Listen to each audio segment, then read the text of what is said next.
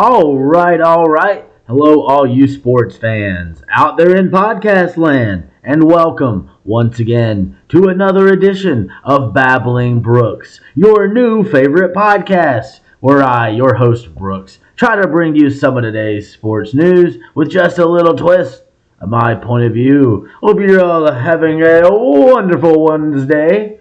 The day got off to a cloudy start, but the sun looks like it is on its way to shining here in Atlanta. A beautiful day, nonetheless.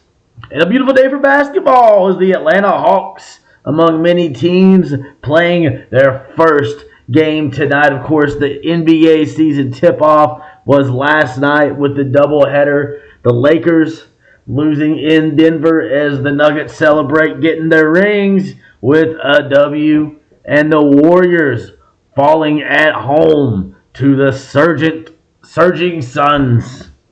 Trying to make it make sense. And I actually watched both these games. Very entertaining. Even though it ended up being a 12-point win for the Nuggets over the Lakers weren't in this game a lot. They were fighting. The Warriors especially, even though they looked like they were about to be out of it early, down 18 points. Then not long after that, the Warriors go on a 24-5 run, or 25-4, I can't remember. One of those, 25-4. One of those things. They went on a big run. Kind of coincided with the fan, having a fall, I believe. I'm not really sure what happened, but they seem to be okay, giving the little towel wave on the way out. Don't forget to bring a towel. New South Park on the way in 2 days. That's a side note. But hey, Denver, Colorado that's the team that the South Park players root for. And not players, the South Park characters. They were more focused, of course, on the Broncos than the Nuggets. But I would assume they're Nuggets fans as well. They briefly mentioned them at some point. I remember somebody going to a Nuggets game or something in all those years of South Park. But I'll definitely be watching that. And it was funny, too, the jokes about it being the Mile High City was on the inside of the NBA, the post-game show with Charles Barkley, Shaq, Kenny Smith, and Ernie Johnson. It was weird to think I've been watching Ernie Johnson for over 30 years on television because he was, of course, with his dad doing some Braves stuff back in the day on TBS. But it's very entertaining to watch all these guys. I think it'd be a lot of fun to chat with all of them about basketball and lots of other stuff. They're joking about, catching a contact high because it is Denver. Now you can smoke weed a lot of places, but that was one of the first places to illegally smoke that pot. But the Nuggets were mostly smoking hot in this one. Joker had a big game, of course, showing that he can just take over pretty much down the stretch. Just the bag that he has is kind of ridiculous at times. And the fact that he's just so casual about basketball. It's he just doesn't really seem to give a shit. Did you play a lot of basketball? I was hey, I played some. I was in the gym. It was just comes out, all summer, watching horse races. 29 points, 13 rebounds, 11 assists, and added a steal and a block. For good measure. Kind of surprised he only had one block, only 2 turnovers as well. Team was plus 15 with him on the court.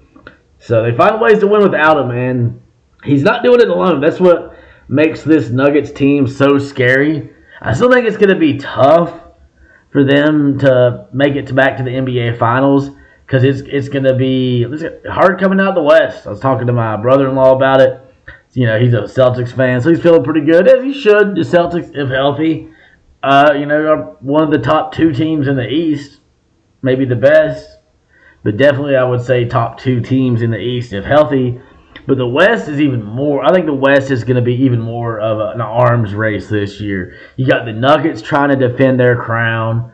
The Lakers, though, showing that they ain't going, gently into that good night. The Suns got the win even without Bradley Beal playing. So if they can figure out how to make that all work, that 3-headed monster with the pieces on the side doing their thing, that could be dangerous. It's kind of scary for the league.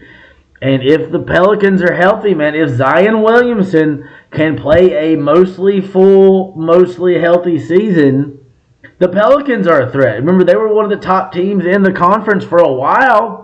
The it just got tough for Brandon Ingram to carry all that scoring on his own. But if you get a healthy Zion, which is a big if, but still, and the Grizzlies, if they can figure out how to replace Steven Adams, how to win some games and compete without Ja Morant for 25 games, another team that's going to be tough to beat. But it's probably coming down, and then of course, I almost forgot the Warriors, who still got some stuff to figure out. But the way the Nuggets played tonight, man, it's tough to bet against them. They kept the Lakers in it. At times, it felt like they could have went away with it a little bit more. But the Lakers kept fighting, man. And all 5 starters for both teams in double figures. The difference is the Nuggets had 3 players with at least 20 points. Jamal Murray had 21. Kentavious Caldwell-Pope, the former Laker, also had 20 points in this one. So you're not that surprised by Joker with 29 and Jamal Murray with 21. But KCP, not like it's shocking. I mean, we know he can score, but he's not as much like a guaranteed 20-point scorer like the other guys. Like, you pretty much know what's happening with with Joker and Murray. But Pope coming out the gate like that, looking really good. Jamal Murray, some great passing with 6 assists in this one. And having a full, healthy season for him, I think gives him a good shot at being, getting that first All-Star appearance, being an All-Star for the first time, which is something his coach wants for him. And looks like a very good possibility. Coming out the gate, pretty solid. Not a double-double because he only had the 6 assists, but still putting up some numbers. The thing with them will be on the bench, figuring out how to replace some of the guys like Bruce Brown and company. Reggie Jackson, 8 points off the bench. Pretty good start to that. Another key player, Christian Brown, coming off the bench. 5 points, 3 rebounds, a couple assists, and a block. To be somebody. Not going to expect big numbers, but, going to need something out of him. Michael Porter Jr., double-digit rebounds, 12 to go with his 12 points, 2 steals, a couple assists as well. And Aaron Gordon, man. Aaron Gordon's a fun player to watch. Super athletic. Was the main guy in Orlando for a long time. And has really adjusted to being like a role player in some ways on this team, but one that can step up and go off like he did a couple times in the playoffs. When they needed a big game from him, he was there, but he also is really good at, contributing all the other stats. He had a couple steals and a block to go with his 7 rebounds, 5 assists, and 15 points. And he's the type of guy with some of the slams and some of the moves he can make at the rim can change the pace. And he hit threes. He hit some key threes in this one too. But he's also very much, he can do that. He only wanted 2, so he only hit 1 3, but it was a pretty good one. Knowing when to do it, but it has those explosive plays that can kind of help change the mood, change the vibe a little bit, change the momentum. The thing with the Lakers in this one, it was great seeing LeBron, year 21, opens it up with 21 points, 8 rebounds, 5 assists, and a steal. Leading scorer for the Lakers, despite only playing 29 minutes, and that's apparently going to be the new normal for LeBron James, which makes sense. There's a lot of talk about it, like, how could they only play LeBron 29 minutes? I'm like, well, he is, my age, or almost my age. He's still a year younger until, I think, his birthday is December. It's crazy to think I am older than every single player in the NBA. Is that one of the crazy things about aging? You go from looking up to all these players, and I still would have to physically look up to them. But now it's like, damn, a lot of the guys getting drafted, I'm old enough to be their father. I'm that old, I could have kids older than some of these guys. And now with Andre Iguodala's retirement, I'm older than the entire league. So I could understand why LeBron James, the current oldest player in the NBA, why it would make sense for Darvin Ham to be like, you know what? We're not going to play you your full load the entire season because 82 games is a long-ass season. And there's been a lot of times lately where there ends up being some injuries for LeBron down the stretch at some key times when they really need him, like in the playoffs. And I'm sure Darvin Ham seems like a really smart, really good coach that he knows he's going to adapt this. But it makes sense to not play LeBron more than 30 minutes. When this whole season. I mean, there'll be times where he does, I'm sure, but it's a long-ass season, and you want to win as many games as possible. But what's the regular season matter if you're getting LeBron hurt down the stretch of the playoffs? So they're going to need Anthony Davis to step up. Because LeBron James is still going to get stuff done when he's out there. You look, 21 points in this 29 minutes. The team was +7.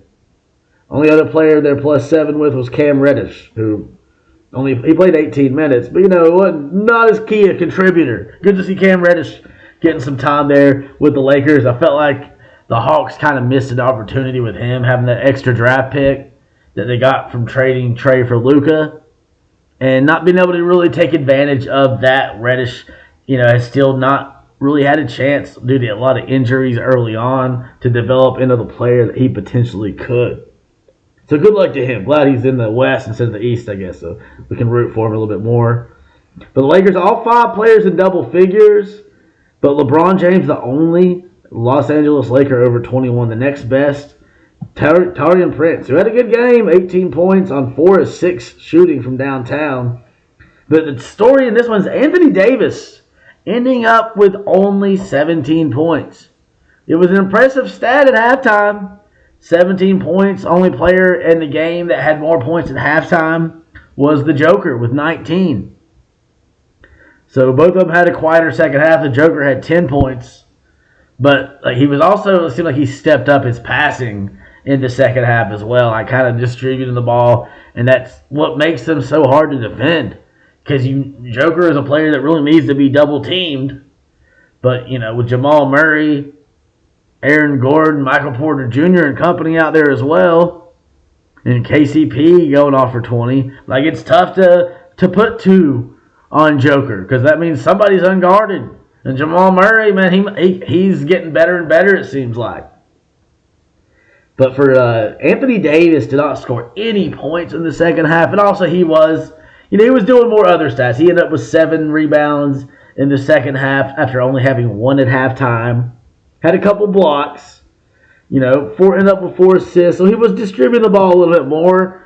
But with LeBron James especially playing not a smaller role, but not as many minutes, obviously, that you're really going to need Anthony Davis to step up. This needs to be, if the Lakers are going to be successful this year and going forward, they need Anthony Davis to step up and make this his team. It's been LeBron's team last few years, and there's nothing wrong with that. LeBron James is, obviously the best, the number 1 active player in the NBA, especially history-wise. And, you can argue, I would not argue against LeBron James as the best player of all time. I myself, as a child, born in 1984, grew up in the 90s watching basketball. I'm always going to go with Michael Jordan. I'm going to admit I am biased. Everyone is. You got to remember that. Not just with sports, but with any kind of news, any kind of media, any kind of article, any kind of book you are reading. Everyone has a bias. All of us. Each one of us. Yeah, we go through varying ways of trying to filter that, into fair ways. Even when we're doing our best to eliminate that bias, a lot of people don't do that. Most people nowadays want to get media exclusively from people they agree with, so they don't have to question their stuff. And I think that's a bad idea. I think you need to I like to sometimes watch or read things that I know I'm going to disagree with. And obviously there's limits to that, but for the most part, it's good to be open, because we're all wrong at some point. We all have biases. So not saying you shouldn't read anything or that. You should obviously read a lot of stuff. Read all the time. I need to read more. We all do. But anytime, when you're reading your news or reading about history or you're watching just sports, everyone has a bias, and you cannot totally filter that bias out because it's just part of who we are. So it's going to come out. So there's that. But, either way, I feel like you need more from Anthony Davis. I honestly forgot where I was going with that. I'm like, wait a minute. Sometimes the babbles go on a little too long. But Anthony Davis is, all right, but LeBron James, I was talking about the greatest of all time. I'm always going to go with MJ. But I'm not going to argue against LeBron James and all he's been able to do with the impressive career that he's not done yet. He's still got, I would say, 1 or 2, maybe 3 more years. He doesn't look like someone that's on the verge of retirement. Especially if you can find it. I feel like playing with his minutes a little bit, maybe restricting them some, might not just pay dividends this year, but could also like extend his career potentially. That's that's a lot less wear and tear if you add it up through the course of a season and they stick to this through at least like the first half of the year. So like I said, you're going to need Anthony Davis. It was not a terrible game. You look at the final stat line, 17 points, 2 blocks, only 2 turnovers, 8 rebounds, 4 assists. Perfect from the free throw line, 1 of 2 from downtown, but only 6 of 17 from the field. You got to make more of those shots, and I believe he will. I think it's early. You don't want to freak out too much or overreact when there's 81 more regular season games to play for these teams. But definitely an entertaining night of basketball to tip it all off. You got to say that. Like these both teams, both games, whatever, were shows. Like they were like entertaining. Like even though it was a double-digit win for the Nuggets, along the way the Lakers were not like they put up a fight. But you got to respect LeBron James, man, especially this kind of performance. D'Angelo Russell looked really good at certain points, but still only ended up with 11 points. Looked like he was going to score more. Austin Reeves, 14 points, and they're just going to need everybody to step up. But they were going against the defending champions, and the Nuggets, I feel like we're really able to use that energy and the good vibes that were going on as they were getting the banner raised, getting their very, very fancy championship rings. Question, with the Lakers will be, can Anthony Davis do more, which I believe he can. And you'll need some, Russell or Reeves, like one of the guards got to step up. Even if they take turns doing it, but somebody's got to step up. Maybe one of these guys off the bench. Cam Reddish tied for leading bench scorer. Him and Christian Wood both had 7 points. Hachimura only had 6. He was 0 of 3 from downtown. Gabe Vincent coming over from the Heat. He was 0 of 4 from downtown. So you wouldn't expect that to continue. So that's the thing. This season's like early on, you're kind of working out. Yeah, you've had some preseason, but you're kind of working out some of the kinks. Especially, when you have new additions, which a lot of these teams have. The Nuggets have the least amount of turnover. Like they've lost some bench guys, but their 5 starters all were, starters through most of last year, if not all of it. The Lakers, still figured it out, and a new role for Anthony Davis, one that he needs to be trending towards. But I believe that comes when you get used to playing alongside LeBron. It's kind of hard to not defer to LeBron, but LeBron, I believe, is facilitating and trying to set Anthony Davis up for success and sort of pass the baton to him. A great start, even though the Lakers lost. It was a very respectable loss. Issues I believe they can work on. And like Anthony Davis, I think he has that potential to step up, but you're going to need him to be like averaging, on a regular basis, if not a specific average. He needs to be getting about 20 points, 12 rebounds a game, and with 2 blocks. The assists, whatever. But like with Anthony Davis, you need him to be a guy that is dominating rebounds and putting points in.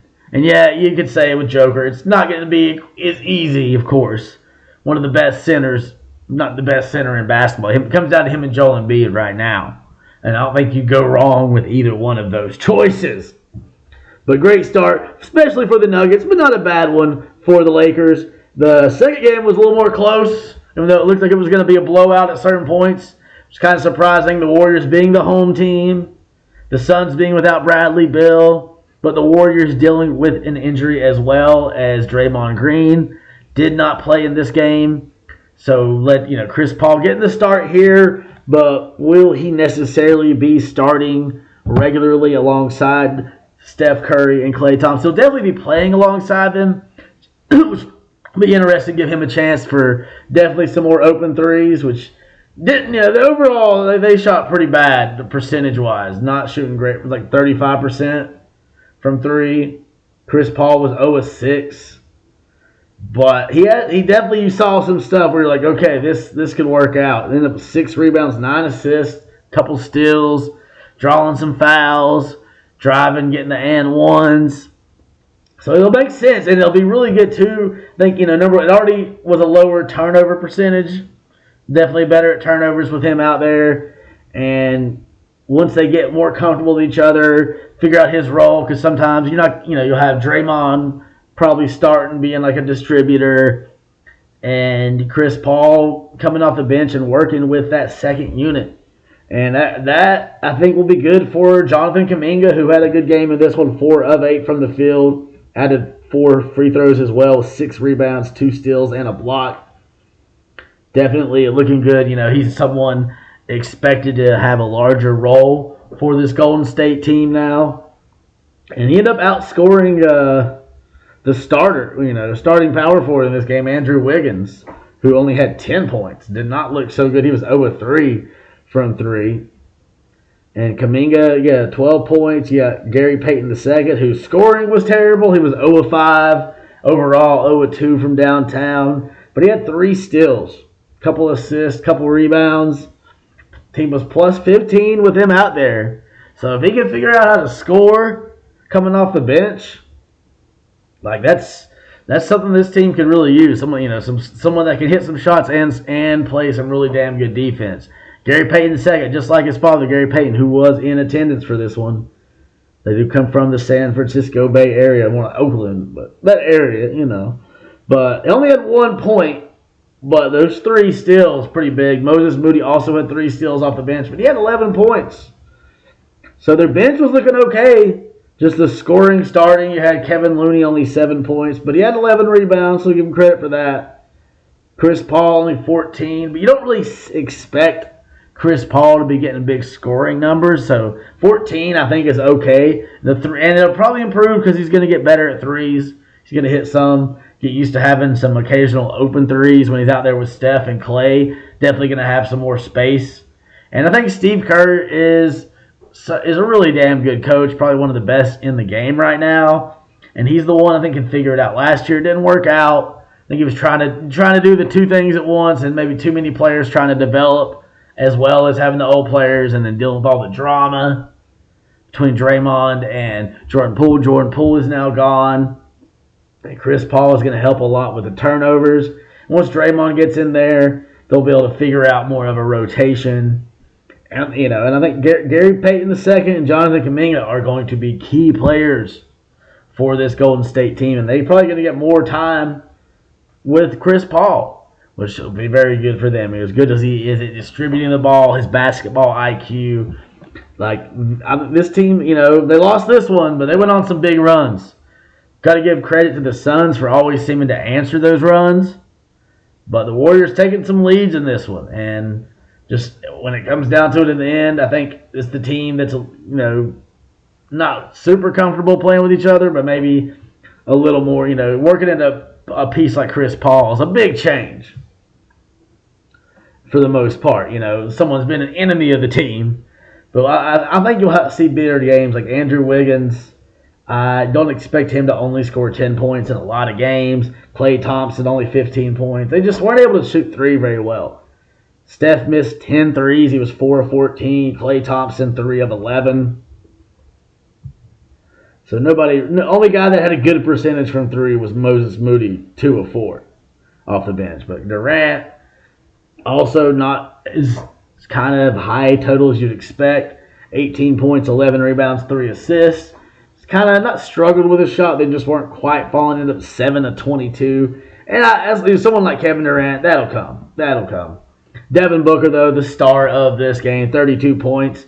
Showing, a lot of people are saying, but they don't even really have a point guard, Chris Paul being gone and all that. But Devin Booker's like, y'all know I can play some point. And I'm sure he's been paying attention to Chris Paul. Chris Paul's probably taught him a few things the last couple years. And point book looked pretty damn good, especially down the stretch. Like right when it counted, it was like 3 or 4 plays in a row where he made just like a perfect pass to one of his teammates and setting them up to score. Had 32 points on his own, 8 assists, 6 rebounds, 1 steal. And it'll be more explosive when you think about it too, because Kevin Durant is going to have more than 18 points a lot of times. He'll have almost a triple-double, 11 rebounds, triple-double, double-double. He had a double-double. The defensive rebounds made it look like assists for a second. I was like, oh, that's not right. But they're going to get Bradley Beal back pretty soon. If not, I don't know if the next game. So you're not going to see Grayson Allen's tripping ass out there. Too many starts. The only thing I didn't like about that Bucks trade, the Dame trade that they ended up with Grayson Allen. And, 0 of 5 from 3, 0 of 6 overall in his 21 minutes. 0 points, 2 assists, 4 rebounds. So kind of a waste of time. Eric Gordon getting more of the shooting guard minutes off the bench. Not much better, but 10 points, so some better at least. Watanabe, 8 points off the bench. Some familiarity with KD, going back to his Brooklyn time there. And this team is, what are the other guys going to do? Because Durant and D-Book and Bradley Beal, these guys are going to put up some points, put up some nice, fancy passes. But who else is going to step up? Tonight, one of those guys was Josh Okogie. Ended up with 17 points. Hit his only 3-point, was 7-9 from the field. So took 11 less shots than Kevin Durant, but made the exact same amount. Nurkic, his first game after coming over in that same Dame trade from the Blazers, replacing DeAndre Ayton, who went to Portland. 5 of 8 in this one. Ends up with 14 rebounds total and a block. So 14 points for Nurkic in his debut with the Suns. And they gotta be encouraged by that.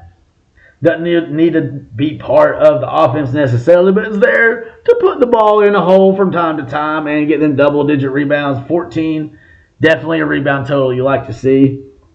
And excited, that's what the Suns team, man, could be a juggernaut. Getting the win over the Warriors, even without Bradley Beal. They figure out how to work that three-headed monster, because you're going to have games where there's 70-some points between those three guys at least. I mean, you're probably going to have some games where they have 90 between the three of them, It's just who's gonna do the stuff in between will be the question for this team. A great start to the year, man. It's going to be a lot of fun to watch basketball this year. A bunch of games tonight. Probably sign up for a trial. Maybe I'll end up getting the Bally Sports app so I can watch some Hawks game, watch all the Hawks games. Since I'm not working in the sports bar, I'll be off every night. So if I want to watch the game, I can watch every single game.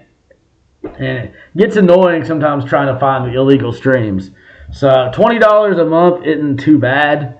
My plan is, I haven't bought a ticket yet. I'm still waiting to hear from a couple friends. But even if I don't hear from them, I'm going to go to the game on Monday. There's like $11 tickets. I thought about going to Friday's game, and I still might. The home opener against the Knicks. But it's like twice as much, man. I'm like, maybe I'll just do a Monday game. Save a little money. Anthony Edwards is, he's a box office draw. He's worth the price of admission. He'll be a lot of fun to watch. And I think this Hawks team could really end up surprising some people. I think now that people have, their expectations died down after our run to the conference finals. And last year was a mid-season overall. But a lot of us still trying to figure out, Trae and Dejounte, both used to being ball-dominant players, trying to figure out a different way. Then you got the coaching change. Well, now that, Quinn Snyder had a full off-season to implement his staff, his system, Trae and Dejounte have that whole season in the books together. I think they're going to play better. I think Jalen Johnson and AJ Griffin both, primed for big years, reward the Hawks for locking in their extensions for next year.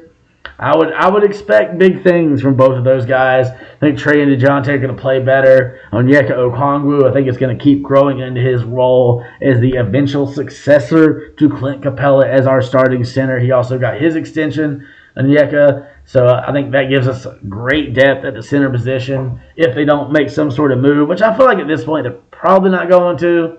Unless some other team gets a little more desperate to move some guys. Some people think if the Raptors struggle, the Pascal Siakam trade could come back up. But we'll have to see what happens, man. Good opportunity for a victory. Not, it's a road game, but not too far up the road there in Charlotte. Hawks taking on the Hornets. Lamelo Ball, Brandon Miller, first game, regular season game in the NBA. Going to try to make his case, I'm sure, to be the Rookie of the Year. Most eyes are on Chet Holmgren, Victor Wembanyama, And Scoot Henderson, but Brandon Miller will be like, hey, remember me? Like Slim Shady. Some other games that could be interesting to watch. Celtics and Knicks on ESPN. Rockets and Magic, they could be fun. Teams with a lot of young talent. The Rockets especially could, they upset the Hawks a couple times in the last couple seasons. They got a lot of young talent. One of the Thompsons, Detroit I think they got a sword, and Amen went to Detroit. Try to see if I can remember that.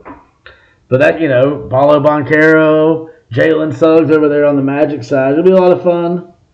Pistons and Heat. How the Heat going to react. Not getting what they wanted in Dame Lillard, but they still got Butler and Bam and company. And the Pistons are a team that maybe healthy season out of Cade Cunningham. Definitely a team to watch the next couple years. Probably still a couple years away from doing anything really, but it could be a big year in growth with them and their young players. And the Pelicans and the Grizzlies, two teams I talked about being teams to watch out for in the West. So they could sneak up on some teams. The Grizzlies going to be missing Ja Morant start the year, but they still got some talent. Xavier Tillman seems ready to step up in the absence of Steven Adams. Of course, last year's Defensive Player of the Year, Jaren Jackson Jr. You got Bane coming off the bench. And I'd really like to pick up a Marcus Smart. I think he'll be great to sort of play. He can play the point, run the team, run the offense while Ja is suspended. Derrick Rose, great backup / mentor kind of figure for Ja Morant. And I think Marcus Smart could be that too. He's a very big leader in Boston. I think that could be one of the questions around that Celtics team. Is like, yeah, they look really good on paper, but Marcus Smart provided more than what he showed up on just on paper. His leadership, I think, was key to the success of that Celtics team, and he was one of the most consistent parts of that team over the years. So that could really affect how the Celtics play. I still think they got a lot of talent. If they're healthy, they're going to put up a lot of damn points. And they got some guys that can fill some of those holes with Marcus Smart gone. But, especially Drew Holiday kind of going in. But just being part of that team, I think makes a difference. And I think Marcus Smart could have a big year for the Grizzlies, even once Ja Morant comes along, because then he can settle into back his defensive role and occasionally score some points, but you wouldn't need him to as much because year before, last, he was the Defensive Player of the Year. So now the Grizzlies have the two most recent Defensive Players of the Year, and after the first 25 games, they'll have one of the most explosive athletes in basketball when Ja Morant returns, as long as he can focus. And I think he will. People talk about he needs help, this and that, the fall of Ja Morant. It's like, dude, he's still basically a kid, man. He's still figuring shit out. He's still growing up. And it's a weird way to grow up with everybody fucking watching you, I'm sure. A lot of people will be watching the Kings this year to see how they can bounce back. And on the last game, I was talking to the Grizzlies. Pelicans, man, like I said, Zion Williamson healthy. Big difference for this team. Him and Brandon Ingram, C.J. McCollum, Grand Theft, Jose Alvarado coming off the bench with his defense, annoying guys getting steals. Like, they're a team to watch, man. And I think, Zion, I think there's been some extra focus from what I've picked up in the offseason on finding ways to get him healthy, keep him that way. It should be a lot of fun to watch. Kings, a lot of people will be like, what are the Kings going to be like? Man, they surprised people last year. They looked really damn good. Can they follow that up and show that, hey, we ain't no one-hit wonder? They do have the best City Edition jersey. I was looking at all the City Edition jerseys for the league. I like the Kings more than any of them. Most of them I don't really like. I don't know. I feel like I like sort of a classic feel or something. I don't know. The Hawks one, trying to come to terms with, it's not terrible, but there's nothing about it that makes me go, yeah, as a Hawks fan. Hornets is Buzz City, which is okay, but I think the City Edition one's a lot of times my least favorite because it's just like the newer looking one, I guess. Sometimes it'll have a classic vibe, which is when I like it when they take something classic and kind of update it a little bit. It just seems like it's trying too hard to look futuristic for a lot of them. The Celtics looks kind of neat with the green trim. The Pistons isn't too bad. But definitely I would say the Kings is the best one. And then the Jazz, it looks kind of like a throwback. But I never liked the Jazz, so I don't like the throwback either. But hey, I like the throwback vibes. And hey, good luck to John Collins. starting his career in Utah now. Finally, after years and years and years and years of the media wanting to trade him, he finally got traded. And I saw somebody was saying how the Hawks got a good deal. And I'm like, what? The second round pick and Rudy Gay. Like, Rudy Gay is long gone. Like, we could have got more. I think we could have got multiple picks for, John Collins. But that's a whole other thing. He's gone. But good luck to him. And Mavericks and Spurs, of course, Luka, the European star, and Wembanyama, like the European chosen one. And more hype than anyone since LeBron James. And looks justified, very much a front runner for Rookie of the Year. Not a shoe-in, because these other guys might have something to say. But it's going to be tough to beat Wembanyama for Rookie of the Year. Some people think he could even be an all-star this year. And, could take this Spurs team to new heights. I think they're, a little bit away from being at new heights. But it's still going to be a fun team to watch. Sochan and some of those guys were showing some sparks of some good shit last year. And you got a great coach, of course, down there. And the coach, Popovich. And then Wembanyama just seems like he's ready to go. To be different with NBA regular season, but so far what we've seen, I don't think he's gonna be. He definitely ain't gonna be terrible. He's not. Maybe he's not God on the basketball court, but he's gonna be a face of this league. It looks like going forward, especially if he can stay healthy, which looks like he should be able to. And then the last game tonight, Trail Blazers and Clippers. Out there in LA, Russell Westbrook, Kawhi Leonard. Kawhi Leonard healthy, fully healthy, first time in a while. Could that mean the Clippers are a team that surprised people? A lot of team that don't get talked about quite as much. Had a lot of injuries lately, but if they can have Paul George and Kawhi Leonard healthy for most of a season, watch out, West. That's another team that could really do some damage, especially Russell Westbrook playing his hometown. Team that he feels like appreciates him, letting him do his thing, letting him contribute, leadership. I love watching Russell Westbrook. I would never root against Russell Westbrook. Dude, I've always, even, with the Thunder, man, I appreciated how he always would hustle, always playing hard, never cheating the fans. Only, you could say getting into it with fans, but that's usually when they ask for it. There's always a clip of all the cool stuff he does for fans, when home fans that show him love. He shows love. And I think he gets unfairly maligned a lot of times. But they'll be hosting the Blazers, so it should be a good opportunity for the Clippers to get a win, and a chance for the Blazers to show off what the future is going to look like. First time in years they have not had Damian Lillard with this team since he was drafted back in the day, and it's the new age, the Scoot Henderson. It's like scoot on over. Henderson's here to ball. And, DeAndre Ayton getting out of Phoenix, kind of being, I guess, a veteran leader on this team now. And they got Jeremy Grant, who they kind of got, it felt like, to try to keep Dame, but, when they extended him. But he's a baller, man. He grabs some rebounds, put up some points there at the power forward position. So, hey, man, it's an exciting day. Tomorrow I'm going to try to talk more about football, preview the upcoming NFL week, and, of course, talk about tonight's Hawks and Hornets game. You'll see what happens with the Panthers, man. Good news getting Austin Corbett back. Talk about, like I said, next couple days we'll talk about football. Definitely tomorrow talk about the Hawks. I might try to do 2 episodes. We'll see. But hope y'all have a great day. That's going to be it for me. Trying to keep the episodes a little shorter, under 40 minutes, etc., etc. Hope y'all having a wonderful Wednesday. I'm going to try my best. Enjoy the day. Do some cleaning around the house, little things. Check back in tomorrow for more of your new favorite podcast. Subscribe on Spotify so you don't miss a babble, baby. This is Babbling Brooks signing off. Peace out.